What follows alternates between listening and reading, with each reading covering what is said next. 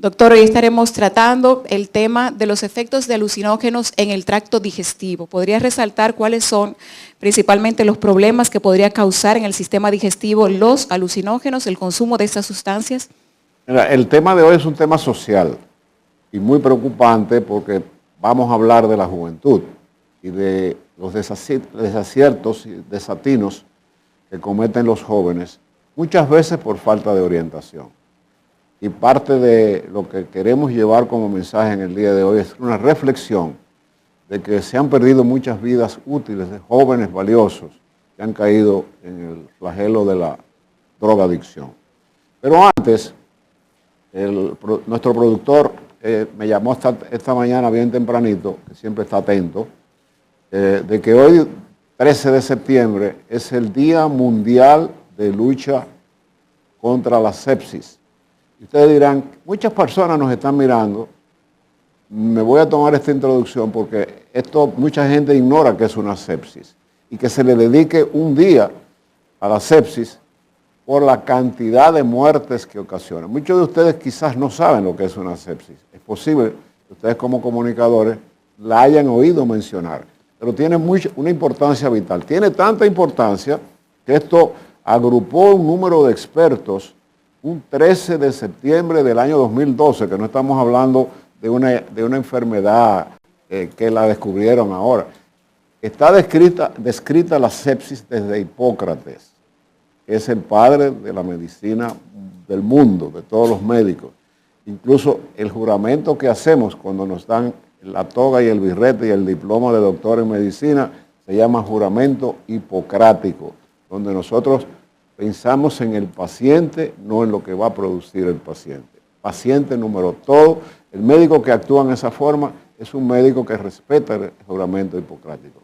Modestia aparte, en 47 años de ejercicio profesional, me da mucha satisfacción mirar hacia atrás y saber que yo he cumplido con mi deber como médico, en cualquiera de las circunstancias que me ha tocado. Y mucha gente que me está mirando en los aspectos diferentes que ha tenido mi trayectoria profesional, siempre tienen la bondad de reconocer esa parte de mi carrera profesional como médico, que para mí ha sido lo más sagrado de toda mi vida y he estado en muchísimos vertientes, incluyendo en las máximas y más encumbradas posiciones del sector salud de la República Dominicana. Sin embargo, ser médico ha sido y fue mi verdadera profesión, mi verdadera satisfacción, e incluso haber logrado el máximo galardón de la gastroenterología dominicana cuando se me condecoró en el año 2019. Entonces, la sepsis es una afección que ataca más, para que ustedes se den una idea, ataca más que el cáncer de mama, que el cáncer de próstata y que del cáncer de colon. Es más frecuente. ¿Y qué es una sepsis? La sepsis es una enfermedad que se caracteriza por la brusquedad en que una infección que puede al principio pasar desapercibida ataca severamente los órganos diferentes del paciente. Hay una enfermedad que la voy a poner como ejemplo, una afección muy común que la gente del campo lamentablemente lo que usa son una serie de bálsamos y de brujería, vamos a llamar así. La gente le llama la erisipela, que es la linfangitis, que entra de las personas que tienen o que no utilizan calzado, y el estreptococo beta hemolítico es quien entra por las uñas y puede producir un enrojecimiento en la piel con fiebre, malestar general, y esa afección, si no es atacada a tiempo con antibióticos, puede convertirse en un ataque hacia otros órganos. Y una sepsis viene siendo una descompensación orgánica uno tras otro. O sea, los órganos van descomponiéndose uno a otro. Y en la época de Hipócrates decía que la piel se dañaba. Y es prácticamente lo que sucede en una sepsis. O sea, el mal funcionamiento de uno de los órganos va deteriorando toda la secuencia, me imagino, del organismo. Bueno, cualquier infección puede convertirse en una sepsis. Hasta una cirugía en que haya una contaminación bacteriana puede hacer una sepsis. Hay un fallo, fíjense cuál es el peligro de la sepsis, es que puede producir un fallo multiorgánico. Quiere decir que, por ejemplo, en una cirugía abdominal, que es muy frecuente que haya una infección, o en una persona que tenga una peritonitis, Sí. es la producción de pus dentro de la cavidad abdominal porque se irrita o se rompa el peritoneo, pues entonces, si esto no es tratado a tiempo y se hace la medicina moderna, que es buscar un cultivo, hacer un hemocultivo para ver cuál es la bacteria que lo está produciendo, bueno, el intestino ya daña el estómago daña el hígado daña el pulmón y finalmente ya hay el poco que paciente hacer. puede caer en un shock séptico en el cual hay una caída de las funciones vitales y el paciente puede morir prácticamente con una Si afección. llegara a pasar esa caída, una septicemia, el paciente tiene Sepsis. una sepsis, tiene tiempo de una intervención de emergencia y poder salvarse. Excelente pregunta. Eso implica de que muchas personas presentan cualquier tipo de afección. Incluso yo he visto en las carreteras personas con una banda amarrada por la famosa linfangitis o erisipela, como lo dicen, pero si es atacada tempranamente cualquier tipo de infección, la moraleja de lo que queremos dejar dicho para cerrar este aspecto de reconocer este día tan importante es que cualquier simple infección que entra al organismo, que comienza una multiplicación orgánica sin los antibióticos necesarios para erradicar esa simple infección, se puede convertir en una bola de nieve que no la pararía absolutamente Sí, nadie. hay gente, doctor, perdón, que bebe antibióticos con cualquier infección y no es correcto, ¿verdad? Hay antibióticos para cada tipo Totalmente. de Para infección. Eso es peligroso también. Eso es un tema muy apasionante porque puede ser que los antibióticos, las bacterias se dividen en gram positivas y gram negativas. Es decir, que si tú utilizas un antibiótico para gram negativos y tú tienes una infección de gram positivos, pues lamentablemente ese antibiótico no va a hacer nada y puedes hacer una sepsis. Sin embargo, en la microbiología moderna, actualmente en la medicina actual, la mayoría de nuestros últimos antibióticos, que los llamamos de última generación, desde la primera generación, que fue la penicilina, después descubierta por Fleming, que fue el primer antibiótico, y antes de esto las sulfas, no había ningún tipo de antibiótico, por eso murieron tanta gente. ¿Por qué lo llaman así de última generación? ¿Porque son más recientes o por algo en específico? A medida que ha ido evolucionando, cuando utilizamos antibióticos en forma muy repetitiva, el organismo y las bacterias que produce nuestro organismo se hacen resistentes. Entonces son bacterios resistentes. Quiere decir que tú estás dando un antibiótico que no va a dar. Tenemos muchísimos... Doctor, ¿por qué una vez comenzado un tratamiento con antibióticos, aunque ya tú te sientas mejor, te sientas bien, debes terminarlo?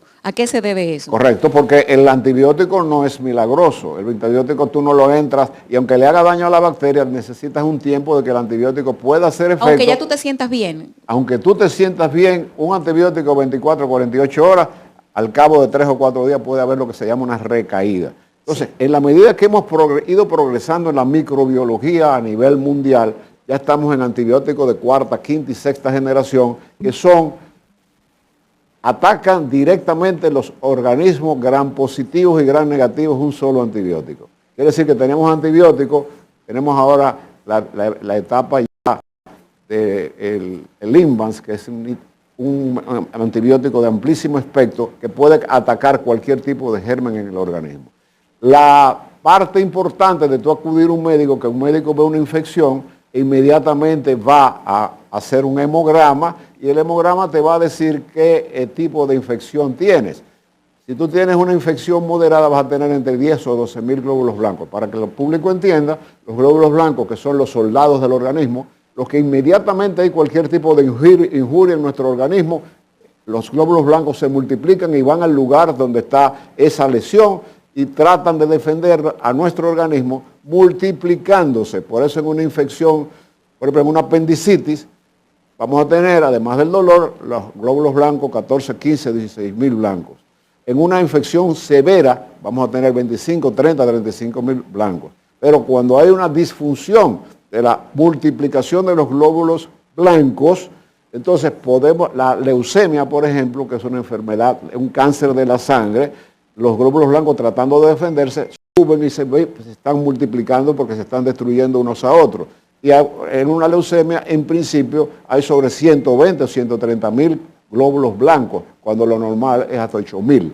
Entonces, en cualquier tipo de proceso infeccioso agudo, vamos a tener una multiplicación. El hemograma, un simple hemograma, que es un examen que todo el mundo conoce lo que es, nos puede decir, hay una infección, entonces podemos pasar a la parte de ver qué bacteria está atacando a esa persona. Entonces tenemos el antibiograma, el hemocultivo, el urocultivo si sospechamos que es algo de orina, y el coprocultivo si sospechamos algo que es intestinal, que en 48 72 horas nos va a dar específicamente cuáles bacterias son patógenas, o sea, aniquilan el virus que esa persona tiene en su organismo.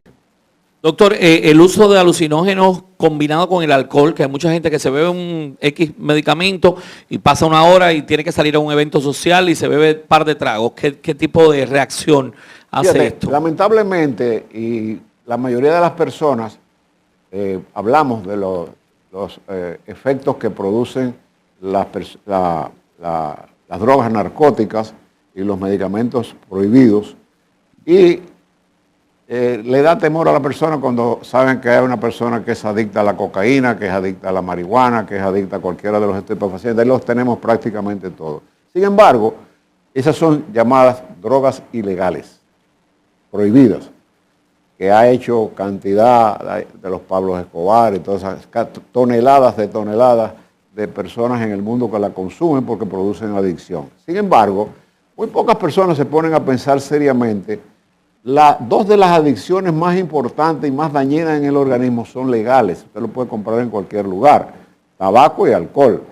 El tabaco, irremisiblemente, hay mucha gente que cree que el tabaco es cáncer del pulmón. Sí es cáncer del pulmón, pero yo he visto muchísimos pacientes míos con cáncer que sus pulmones están limpios y se fuman tres cajas de cigarrillo diarias, porque la nicotina permanece no solamente en el pulmón, sino que permanece constantemente girando en el sistema sanguíneo y atacando los órganos.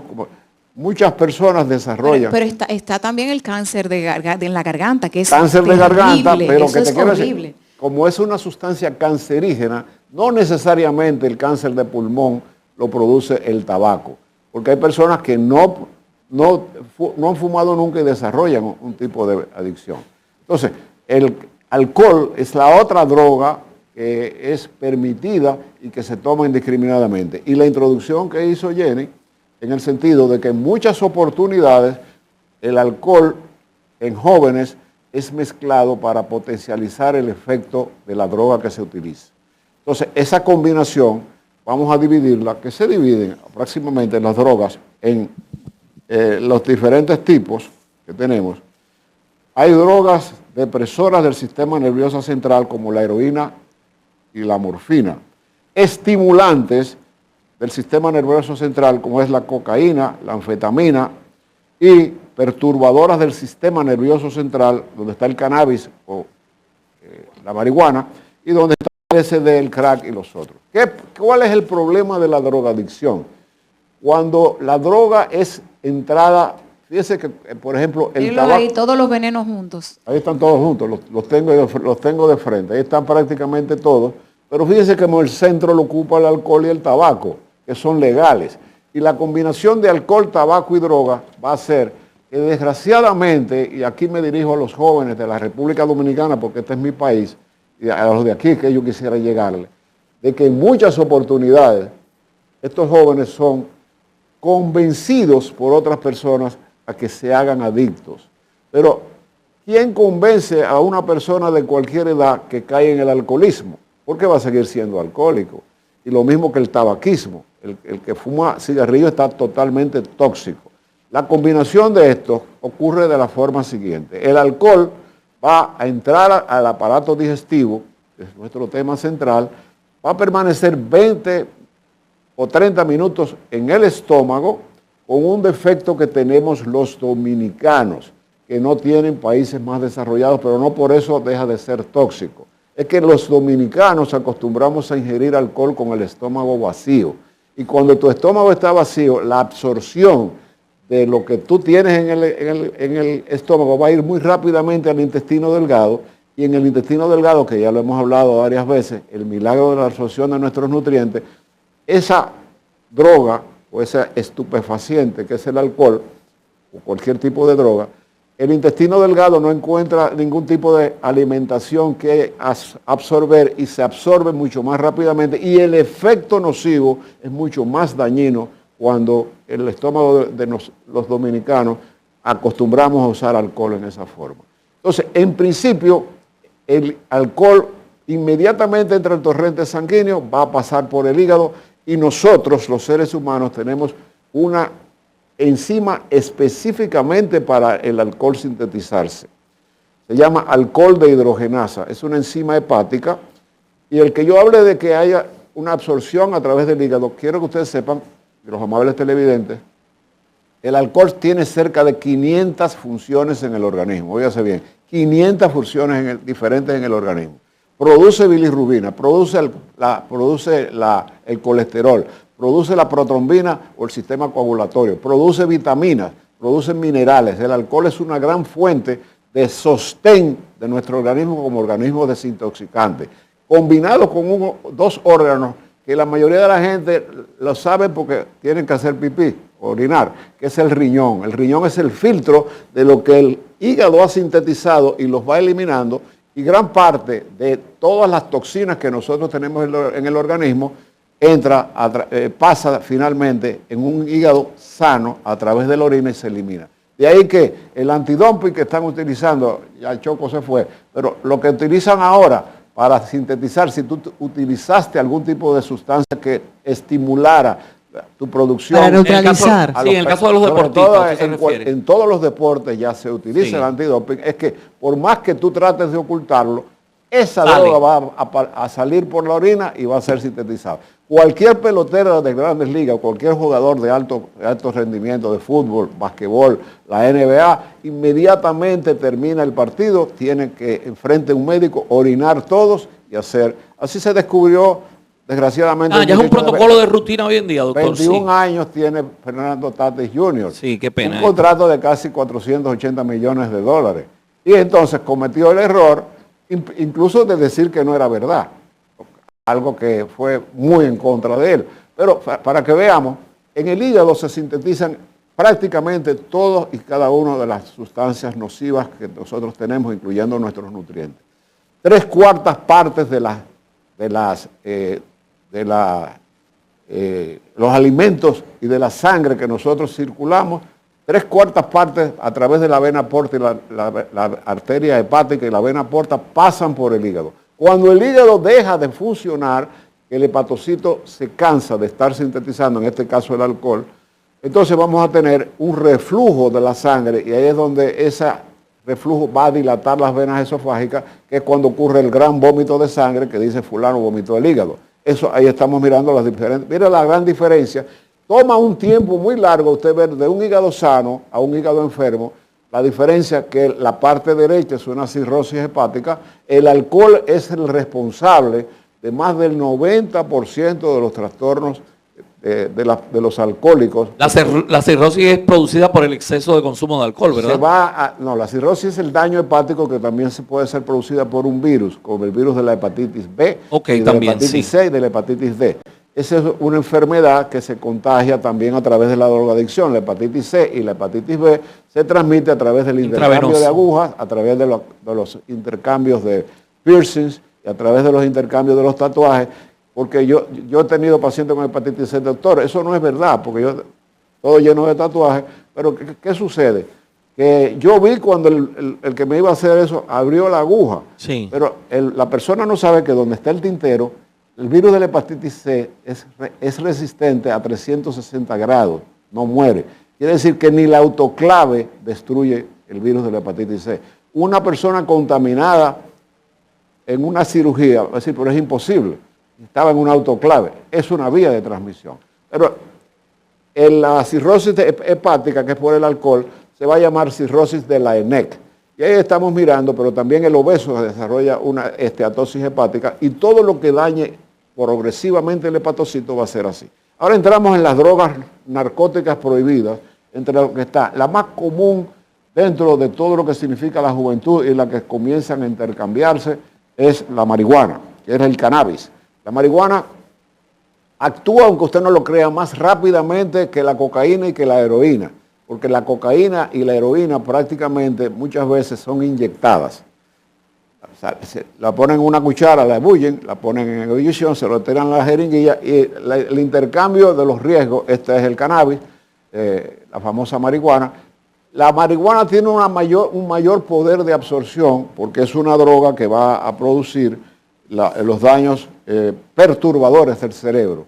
Esto va a producir que como es fumada y es tragada, pasa más rápidamente al torrente sanguíneo y actúa en una forma más rápida. Tan dañina como la más mala de todas, pero es la más popular dentro de los jóvenes, fumarse el famoso pitillo.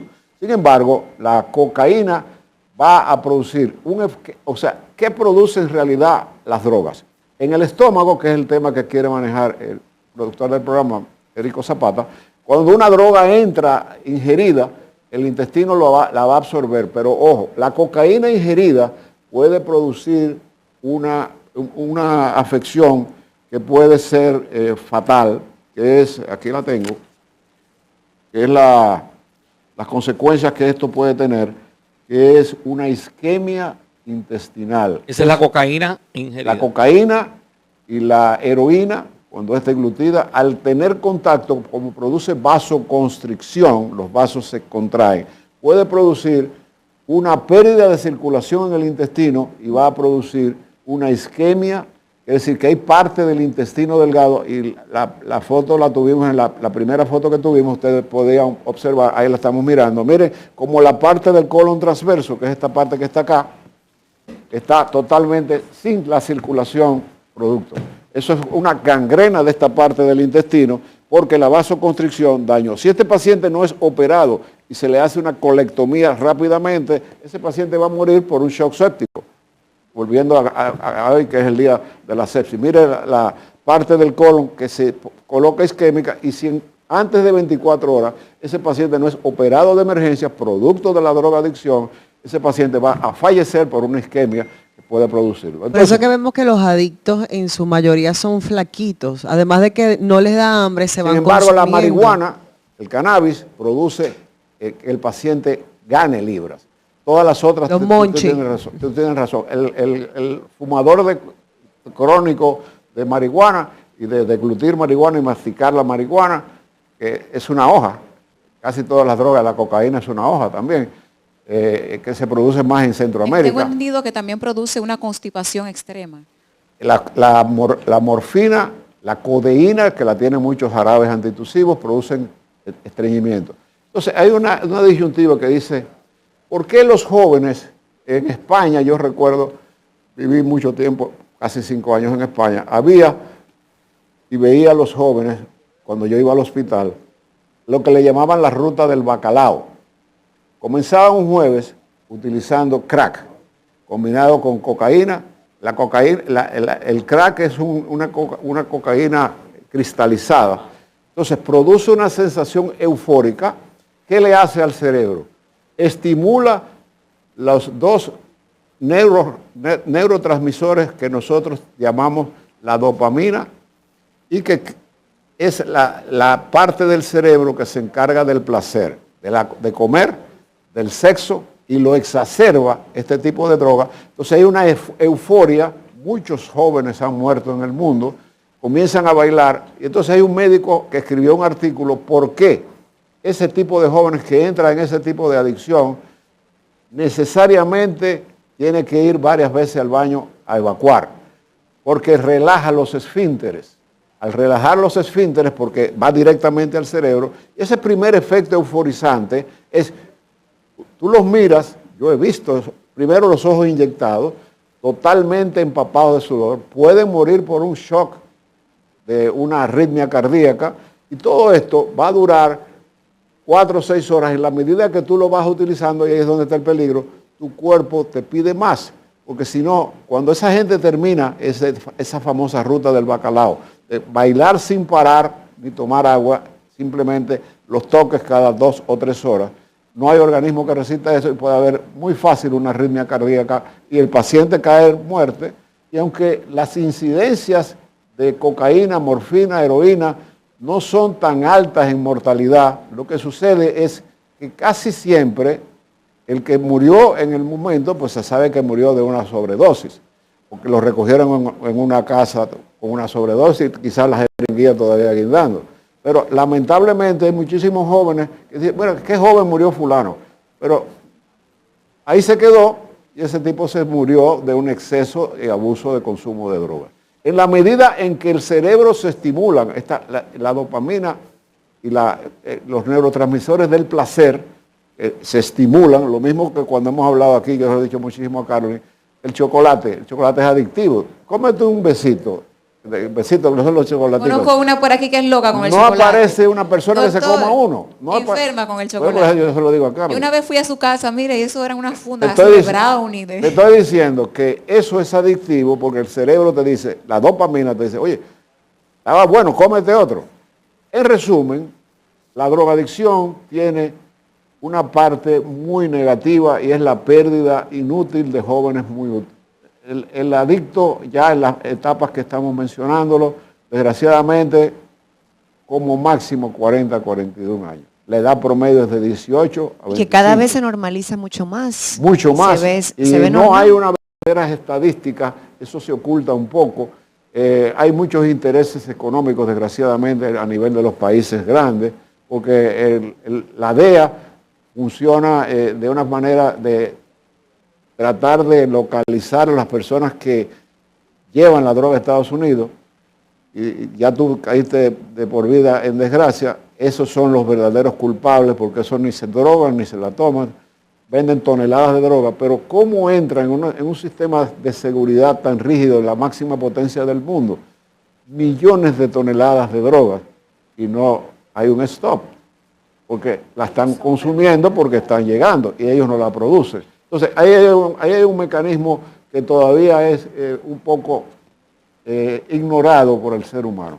En sentido general, mi mensaje es que todo este tipo de sentido euforizante que usted está sintiendo, yo le garantizo que es falso. Es falso y lo va a llevar a la pérdida más importante que tiene un ser humano, que es la vida. Un momento de placer, porque la verdad es que eso se dispara de tal forma que la persona pierde el sentido de que todo está bien. De los efectos secundarios de la marihuana, es una sensación, y de muchos de las que se inyectan, la heroína y otras se mastican y se colocan en parches, las hay, va a producir esa sensación de que, en primer lugar, los colores se te ven más nítidos. Eso está totalmente descrito por el afecto que da, porque la gente no mira con el ojo, la gente mira con el nervio óptico que está en el cerebro. El cerebro es que inhibe el que nosotros podamos ver. Los ojos son una cámara que proyectan una imagen. Por eso, uno de los primeros síntomas de ceguera puede ser un tumor cerebral. Si afectó el nervio óptico, la pérdida de visión es uno de ellos, además del dolor de cabeza que produce, que es muy intenso en determinadas áreas. Doctor, le voy a dejar de tarea una palabra, ayahuasca. Cuando pueda, le investigue y nos cuenta que es un hongo alucinógeno que hacen chamanes en Perú. No lo conocí. Pero tiene supuestamente una parte de sanación, además de física y emocional. Cuando venga su próxima visita, pero mira, nos avisa. Mira, Jessica, eso es también. Existe la droga narcótica medicinal. La primera que mencioné. Sí, esa pregunta se le iba a hacer, pero para el otro programa. Óigase bien. Por eso hay drogas controladas por médicos. Y a mí no me da vergüenza decirlo, porque para mí fue una gran satisfacción.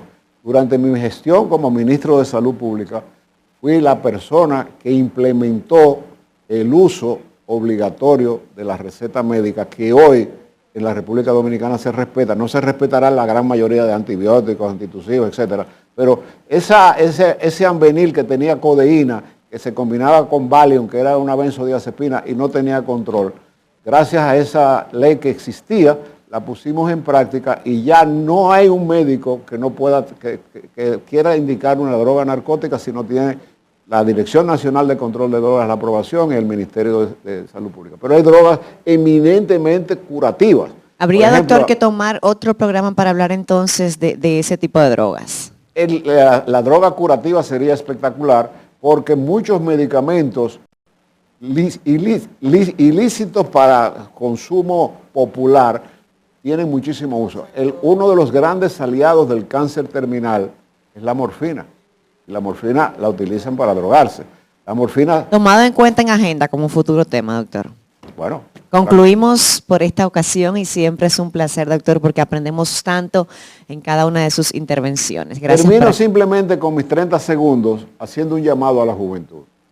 Hemos dicho, se escogió, el productor del programa, don Érico Zapata, escogió un tema muy espinoso y que a la gente no le gusta hablar. Yo creo que es un tema que debe ser digerido por los padres y orientación, muchos niños desorientados. Hay muchos malos ejemplos en las casas, desgraciadamente, pero yo llamo a la reflexión de que tengamos un poquitito más de todo lo que significa el daño que está produciendo a la humanidad.